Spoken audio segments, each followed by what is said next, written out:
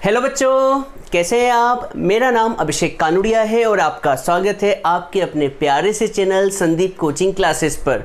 बच्चों, आज हम पढ़ने जा रहे हैं प्रिपरेशन ऑफ कोलाइड्स।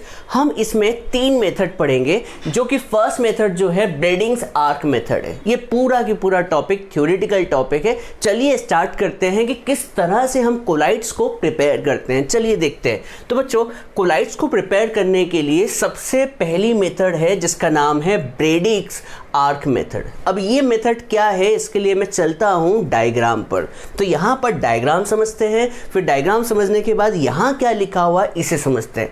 तो बच्चों, सबसे पहले इस डायग्राम को कभी आप ध्यान से देखें तो इस डायग्राम में आपको यहां पर ये ब्लैक वाला जो है वो दिख रहा है आइस बाथ। ये क्यों होता है सब कुछ बताऊंगा। ये आइस बाथ है और इस आइस बाथ के अंदर क्या रखा हुआ है, डिस्पर्जन मीडियम। मान लो डिस्पर्जन मीडियम फिलहाल के लिए वाटर है, ठीक है। तो यहाँ पर मैं एग्जांपल के तौर पर वाटर इस्तेमाल कर रहा हूँ, डिस्पर्जन मीडियम। और यहाँ पर 2 बड़े बड़े इलेक्ट्रोड्स लिए गए हैं। इसका टर्मिनल पॉजिटिव है और इसका नेगेटिव है, ठीक है। इन इलेक्ट्रोड्स की खासियत है कि इन इलेक्ट्रोड्स को जैसे ही चिपकाया जाता है तो बहुत ज़्यादा हीट प्रोड्यूस होती है। बहुत ज़्यादा, शब्द सुनिएगा, बहुत ज़्यादा हीट प्रोड्यूस होती है। और यहाँ पर क्या रखा हुआ है, गोल्ड रखा हुआ है। ये गोल्ड भी हो सकता है, सिल्वर भी हो सकता है, प्लेटिनम भी हो सकता है। याद रखिएगा, ये जो मैंने तीनों नाम लिए हैं, ये तीनों जो है वो ज़्यादातर अनरिएक्टिव मेटल्स है। कौन सी मेटल है बच्चों, अनरिएक्टिव मेटल्स। तो बच्चों, यहाँ पर मैंने यही पॉइंट यहाँ पर लेफ्ट में लिख रखा है कि हम ऐसे कोलाइड्स को बनाने की कोशिश करते हैं इस मेथड से जो कि अनरिएक्टिव मेटल्स का सोल हो। जैसे गोल्ड सोल का मतलब गोल्ड जो होगा डिस्पर्जन फेज, डिस्पर्स फेस होगा, और मीडियम जो होगा वो वाटर हो जाएगा। इसलिए इसे हम क्या कहेंगे, गोल्ड सोल या फिर सिल्वर सोल या फिर प्लेटिनम सोल। तो यहाँ पर हमने क्या रख रखा है, गोल्ड रखा हुआ है। चलिए, तो यहाँ पर क्या किया जा रहा है, डिस्पर्जन मीडियम में इलेक्ट्रिक ये क्या रखी हुई है, इलेक्ट्रोड रखे हुए हैं। और यहाँ पर क्या रखा हुआ है, गोल्ड सोल या फिर सिल्वर रखा हुआ है या फिर प्लेटिनम रखा हुआ है। अब सुनिएगा यहाँ पर क्या हो रहा है। हम जैसे ही इस गोल्ड को इस इलेक्ट्रोड्स के बीच में रखते हैं तो immense amount of heat produce होती है। बहुत ज़्यादा हीट प्रोड्यूस होती है, समझ लीजिए।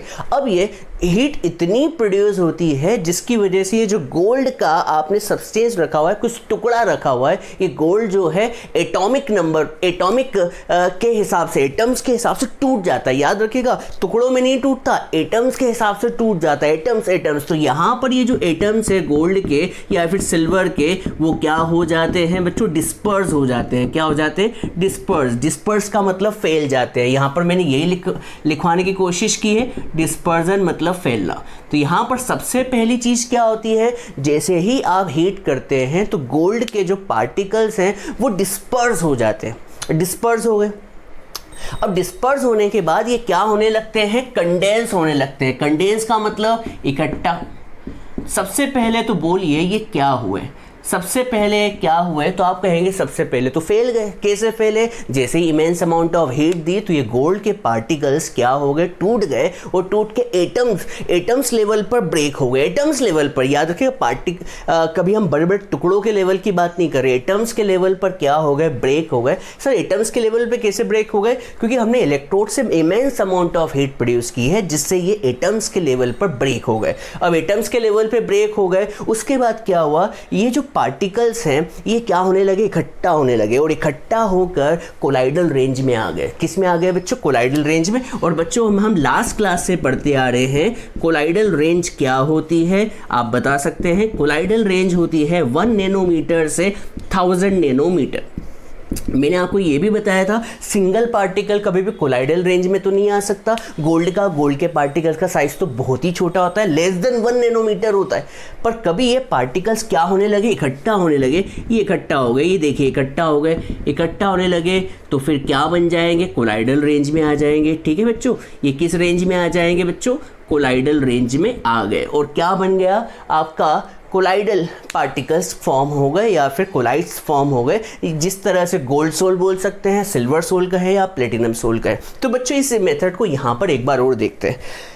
इस मेथड में दो चीज़ होती है, मैंने अभी बताया दो चीज़, एक तो टूटना या फिर कहें फैलना प्लस इकट्ठा होना। फैलता कैसे है ये बता चुका हूँ, इमेंस अमाउंट ऑफ हीट देते हैं इलेक्ट्रोड से, जैसे ही हीट दी तो ये गोल्ड का जो टुकड़ा है यहाँ पर वो क्या हो जाता है, डिस्पर्स हो जाता है, और डिस्पर्स होने के बाद क्या होने लगता है, कंडेंस होने लगता है, इकट्ठा होने लगता है।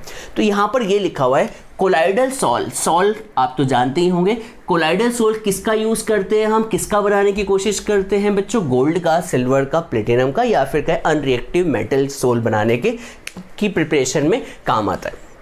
और यहाँ पर यही लिख रखा है, in this method electric arc is strucked between electrodes. मतलब जैसे इलेक्ट्रोड्स को टकराते हैं तो इलेक्ट्रिक आर्क पैदा होती है, बहुत ज़्यादा हीट प्रोड्यूस करती है of metal emerge in the disperse medium, जो कि मैंने अभी बताया कि इलेक्ट्रिक आर्क पैदा होती है और इसके अंदर एक मेटल रखी हुई है डिस्पर्जन मीडियम में। अब इसके बाद क्या लिख रखा है, द इंटेंस हीट, इंटेंस का मतलब बहुत ज़्यादा हीट प्रोड्यूस होती है, जिसके कारण ये पार्टिकल जो होते हैं वेपराइज होने लगते हैं। बच्चों याद रखिएगा, ये मेल्ट नहीं होते हैं, गोल्ड मेल्ट नहीं होगा, सीधे क्या हो जाएगा, वेपराइज, और वेपराइज होके फैलने लगेगा, क्या होने लगेगा, डिस्पर्स हो जाएगा। तो यहाँ पर ये लाइन भी बहुत इंपॉर्टेंट है, ये टूटा तो किस फॉर्म में टूटेगा, ये मेल्ट नहीं होगा, लिक्विड फॉर्म में नहीं आएगा, सीधे क्या हो जाएगा, वेपराइज हो जाएगा, और वेपर बनने के बाद कंडेंस होने लगेगा, क्या होने लगेगा, कंडेंस होने लगेगा, और साथ के साथ कोलाइडल रेंज में आ जाएगा। तो ये मेथड में हमने गोल्ड सोल्ट बना ली, प्लेटिनम सोल्ट बना ली, या सिल्वर सोल्ट बना ली। जल्दी से आप इसे नोट डाउन कर लें। अब हम सेकेंड मेथड की तरफ चल रहे हैं, जिसका नाम है पेप्टाइजेशन। तो नोट डाउन करें बच्चों। चलिए बच्चों, अब हम सेकंड मेथड की तरफ चलते हैं, और इस मेथड का नाम है पेप्टाइजेशन। याद रखिएगा बच्चों, मेथड का नाम क्या है, पेप्टाइजेशन। पहले हम मेथड को यहाँ से समझ लेते हैं। पेप्टाइजेशन एक ऐसी प्रोसेस है जिसमें हम कन्वर्ट कर रहे हैं प्रेसिपिटेट को किसमें, कोलाइडल सॉल्यूशन में।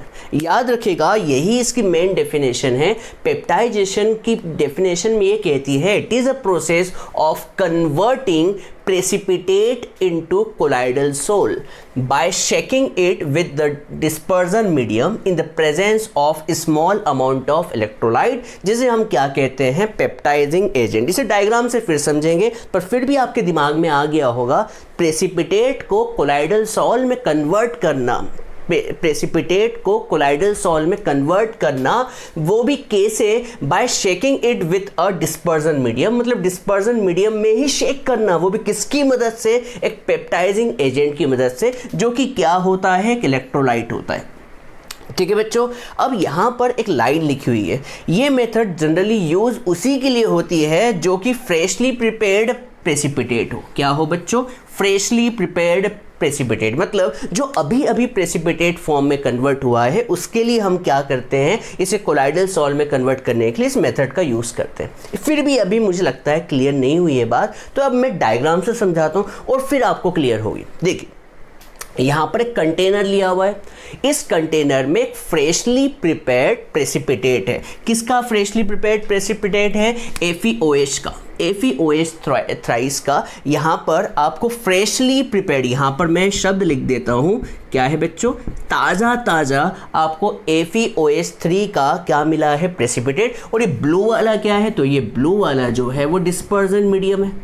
क्या है बच्चों, डिस्पर्जन मीडियम। तो अभी डेफिनेशन मैंने बताई थी, ये डिस्पर्जन मीडियम है, अभी बताया, अभी डेफिनेशन बताई थी कि भैया प्रेसिपिटेट को कोलाइडल सॉल्ट में कन्वर्ट करना, वो भी by shaking it with a dispersion medium in the presence of electrolyte, जिसे हम पेप्टाइजिंग एजेंट कहते हैं। यहाँ पर FeCl3 जो है वो क्या है, FeCl3 जो है इलेक्ट्रोलाइट है, अभी बताया मैंने।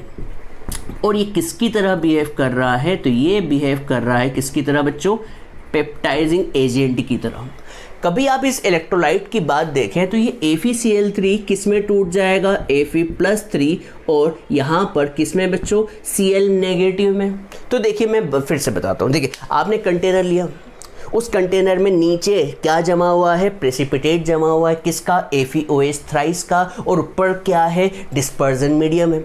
अब आपने क्या किया, इसके अंदर थोड़ी सी बूंदे किसकी मिला दी, थोड़ी सी मात्रा, थोड़ी सी क्वांटिटी किसकी मिला दी आपने, पेप्टाइजिंग एजेंट की। पेप्टाइजिंग एजेंट यहाँ पर क्या यूज़ किया है, FeCl3 यूज़ किया है, और इसे क्या किया गया, शेक किया गया। अब जैसे ही शेक किया गया तो पता है क्या होगा, ये जो Fe+3 के इलेक्ट्रोलाइट है, Fe+3 का जो आयंस है, ये Fe+3 ये वाला जो Fe है क्या कर लेगा, इस Fe+3 को एड्जॉर्ब कर लेगा। क्या कर लेगा, एड्जॉर्ब। याद रखिएगा FeOH थ्राइस था तो Fe+3 के साथ शेक किया तो Fe+3 इसे FeOH3 को क्या कर लेगा, एड्जॉर्ब कर लेगा, और इसके ऊपर क्या आ जाएंगे, पॉजिटिव आयंस आ जाएंगे। क्या आ जाएंगे बच्चों, पॉजिटिव आयंस आ जाएंगे कि नहीं आ जाएंगे। अब बताओ ये आयंस क्या है, पॉजिटिव है, ये आयंस पॉजिटिव है, तो ये आयंस पॉजिटिव होने की वजह से एक दूसरे को रिपेल करेंगे। और रिपेल करने के कारण देखिए यहाँ पर ये क्या होने लगेंगे, इकट्ठा होने लगेंगे, और इकट्ठा होकर कोलाइडल सॉल्ट बना लेंगे, कोलाइडल रेंज फॉर्म कर लेंगे और कोलाइडल सॉल्ट में कन्वर्ट हो जाएंगे। और याद रखिएगा ये फिर से नीचे नहीं आ सकते। क्यों नहीं आ सकते, फिर से यहाँ पर प्रेसिपिटेट फॉर्म क्यों नहीं कर सकते, क्योंकि अब इनके ऊपर पॉजिटिव चार्ज है। क्या है बच्चों, पॉजिटिव चार्ज है, इसलिए फिर से नीचे नहीं आएंगे, क्योंकि पॉजिटिव को क्या करता है, रिपेल करता है। तो दिमाग में पेप्टाइजेशन समझ में आई। पेप्टाइजेशन क्या होता है, कि ऐसी प्रोसेस जिसमें फ्रेशली प्रिपेयर्ड FeOH थ्राइस को, फ्रेशली प्रिपेयर्ड प्रेसिपिटेट को डिस्पर्जन मीडियम में शेक किया जाता है। क्या किया जाता है, शेक किया जाता है विद द हेल्प ऑफ या फिर इन द प्रेजेंस ऑफ इलेक्ट्रोलाइट, जिस इलेक्ट्रोलाइट को हम क्या कहते हैं, पेप्टाइजिंग एजेंट कहते हैं। जैसे ही हम इसे क्या करते हैं, शेक करते हैं, तो ये इलेक्ट्रोलाइट जो है वो एड्जॉर्ब हो जाता है, किसके द्वारा, इस प्रेसिपिटेट द्वारा। ये एड्जॉर्प्शन हुआ, मैं यहाँ पर लिख देता हूँ, यहाँ पर क्या हुआ, ये ब्लू वाला, ये देखिए यहाँ पर क्या हुआ, एड्जॉर्प्शन प्रोसेस हुई। एड्जॉर्ब जैसे ही हुआ तो यहाँ पर ये चार्ज क्या हो गए, पॉजिटिव चार्ज हो गए, और जैसे ही पॉजिटिव चार्ज हुए तो ये एक दूसरे को क्या करने लगे, रिपेल करने लगे, और रिपेल होने के बाद थोड़ा कंडेंस होके कोलाइडल रेंज में आ गए और कोलाइडल सॉल्ट बना दिया। क्लियर है मेथड, जल्दी से इसे नोट डाउन कर लो, समझ में आया होगा। ये लिखने से ज़्यादा ये डायग्राम पे ध्यान दे। जैसे ही FeOH थ्राइस का प्रेसिपिटेट लिया, डिस्पर्जन मीडियम तो है ही, इसके अंदर फ्रेशली प्रिपेयर्ड FeCl3 मिलाया। FeCl3 इलेक्ट्रोलाइट की क्या खासियत है कि Fe+3 में टूट जाएगा। अब जैसे ही टूटा तो Fe+3 क्या हो जाएगा, एड्जॉर्ब हो जाएगा इसके द्वारा। अब जैसे ही एड्जॉर्ब हुआ तो positive charge FeOH3 sol particle form हो गए, और जैसे ही फॉर्म हुए तो एक दूसरे को रिपेल करने लगे, और रिपेल करके कोलाइडल रेंज में आ गए। तो जल्दी से आप इसे नोट डाउन कर ले। अब हम पढ़ने जा रहे हैं प्यूरिटी या फिर प्यूरिफिकेशन ऑफ कोलाइडल सॉल्ट। ये क्या होता है हम अगले टॉपिक में देखेंगे, इसे नोट डाउन करें।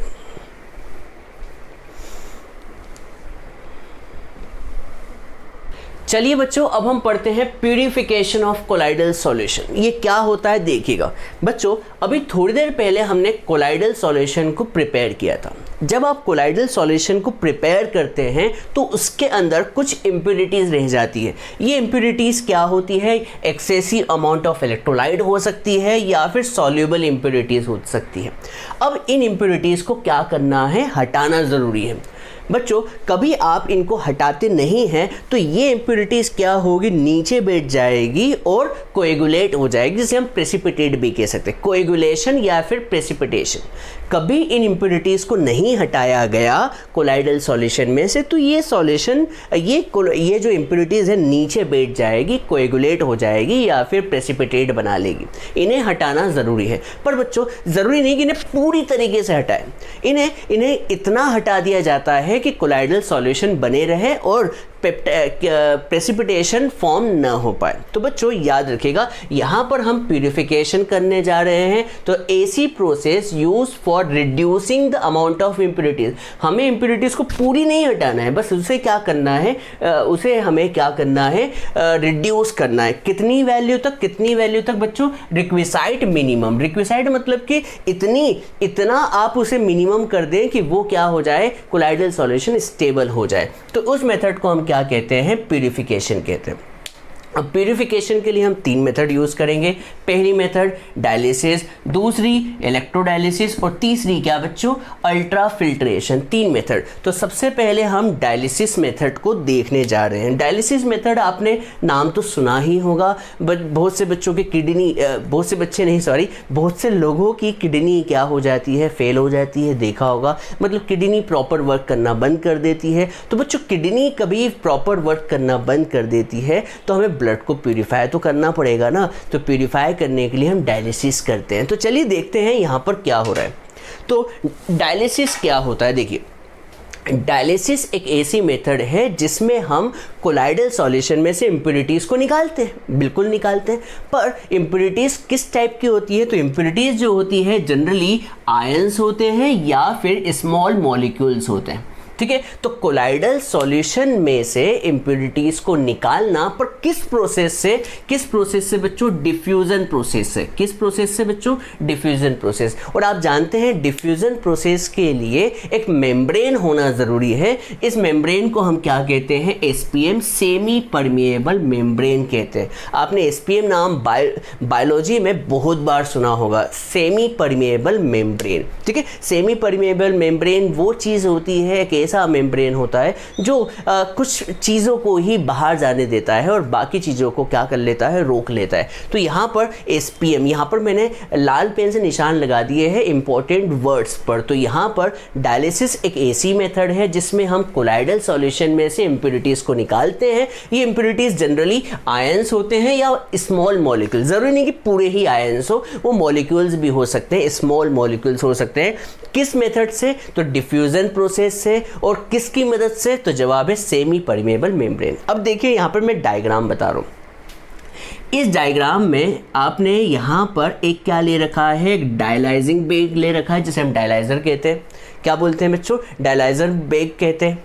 अब इस बेग के अंदर क्या भरा हुआ है, कोलाइडल सॉल्यूशन भरा हुआ है और साथ के साथ इम्प्यूरिटीज़ भरी हुई है। तो यहाँ पर ये ब्लू वाला जो है वो कोलाइडल सॉल्यूशन के पार्टिकल्स है, सोल पार्टिकल्स है, और ये प्लस माइनस और कुछ मॉलिक्यूल्स भी है, वो क्या होंगे, इम्प्यूरिटीज़ होंगे। तो मैं यहाँ पे आयंस या स्मॉल मॉलिक्यूल्स को क्या लिख देता हूँ, इम्प्यूरिटीज़ कह देता हूँ। क्या कह देता हूँ बच्चों, इसमें इम्प्यूरिटीज़।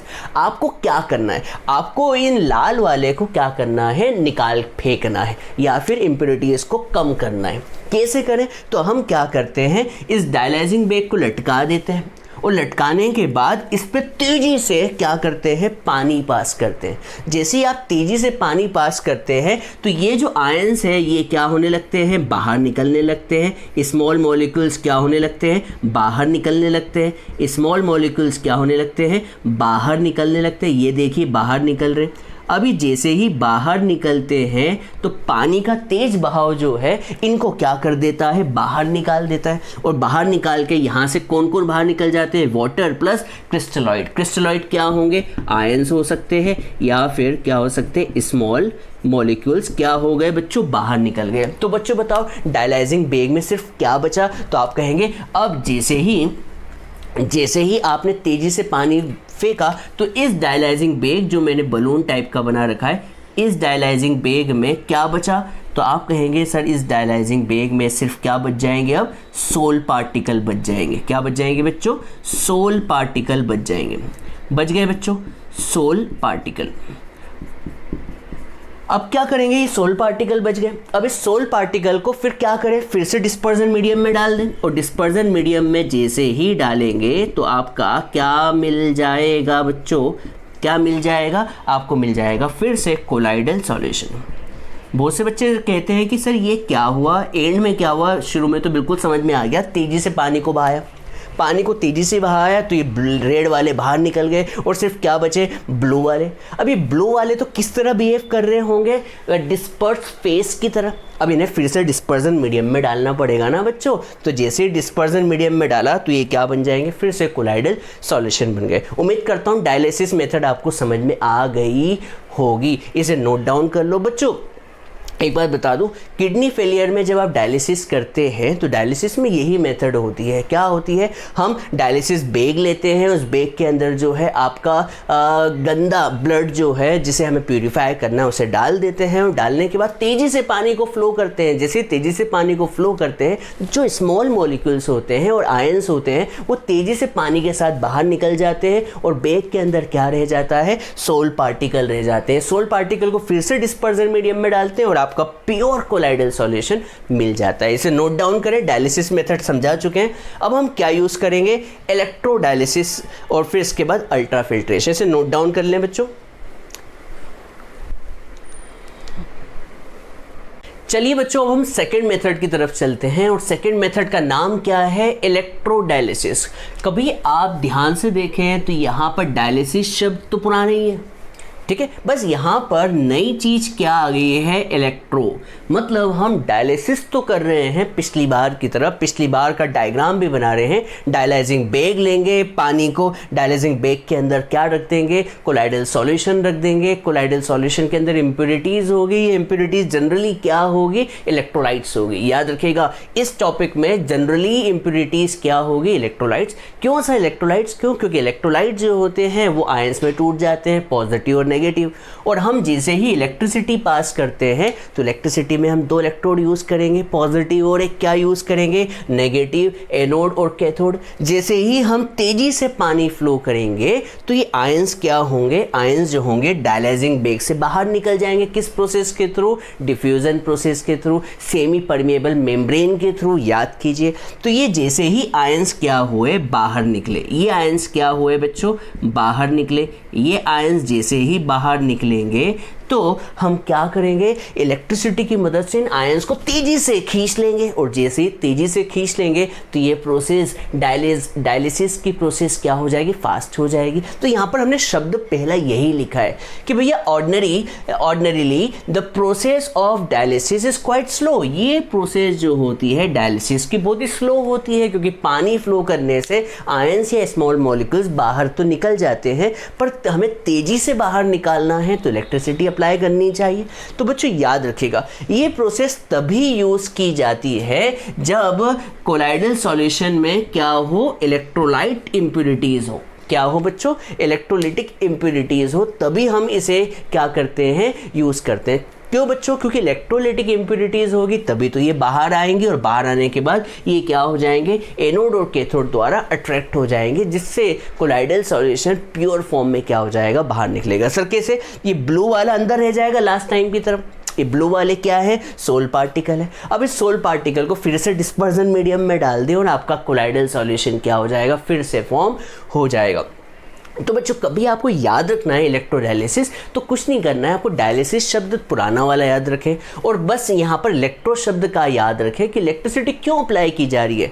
जब डायलाइजर बैग में या फिर डायलाइजिंग बैग में इम्प्योरिटीज़ क्या हो, इलेक्ट्रोलाइट हो, तो इलेक्ट्रिसिटी की मदद से उन्हें क्या कर लेंगे, अट्रैक्ट कर लेंगे। तो यहाँ पर सिंपल सी मेथड है, ज़्यादा समझने का नहीं है, डायग्राम समझ लें, ठीक है। हमने सेकेंड मेथड भी पढ़ लिया, थर्ड मेथड की तरफ चल रहे हैं जिसका नाम है अल्ट्रा फिल्ट्रेशन। जल्दी से आप इसे नोट डाउन करें बच्चों।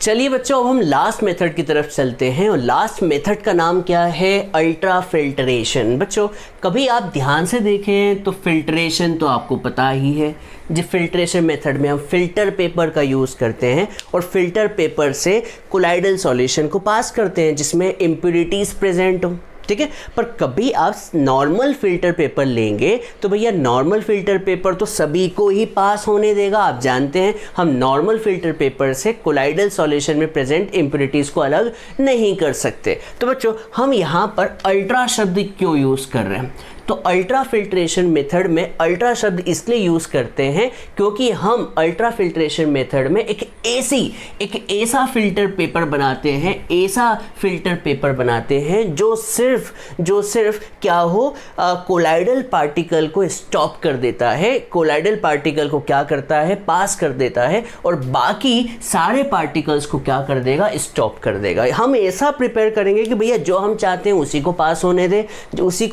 दे, और बाकी सबको क्या कर ले, स्टॉप कर ले। तो आप यहाँ पे यही देखेंगे, it uses specifically prepared filter which are permeable to all substance except colloidal particle. मतलब जो सभी को ही परमिट करे जाने के लिए, सिवाय किसको, कोलाइडल पार्टिकल को। मतलब कभी आप अल्ट्रा फिल्टर पेपर ले तो ये सभी को परमिएबल कर देगा, सारी इंप्योरिटीज को परमिएबल कर देगा, और किसको बचा के रख देगा, कोलाइडल पार्टिकल्स को। अब ये कोलाइडल पार्टिकल्स बच गए तो आप क्या करेंगे, आप इन्हें फिर से डिस्पर्जन मीडियम में डालेंगे, और डिस्पर्जन मीडियम में डालने के बाद फिर से आपका कोलाइडल सॉल्यूशन प्रिपेयर हो जाएगा। अब देखिए यहाँ पर एक लाइन लिखी हुई है कि ये एक स्लो प्रोसेस है। ये ऐसी स्लो प्रोसेस है कि हम इसे फास्ट कर सकते हैं बाय यूजिंग प्रेशर अप्लाई करके, या फिर सक्शन खींच कर भी हम इसे क्या कर सकते हैं, फास्ट कर सकते हैं। अब डायग्राम से समझने की कोशिश करते हैं। यहाँ पर हमने एक कंटेनर लिया हुआ है, इस कंटेनर में हमने बीच में क्या ले लिया है, यहाँ पर आपने सॉल्ट पार्टिकल ले लिए हैं, जिसे हम डिस्पर्स फेज भी कहेंगे। सॉल्ट पार्टिकल ले लिए हैं, और साथ के साथ क्या ले लिया है आपने, इलेक्ट्रोलाइट ले लिया है, मतलब इंप्योरिटीज ले रखी है। और ऊपर से आप क्या अप्लाई कर रहे हो, गैस। ऊपर से आप क्या अप्लाई कर रहे हो, गैस के माध्यम से आप प्रेशर अप्लाई कर रहे हो।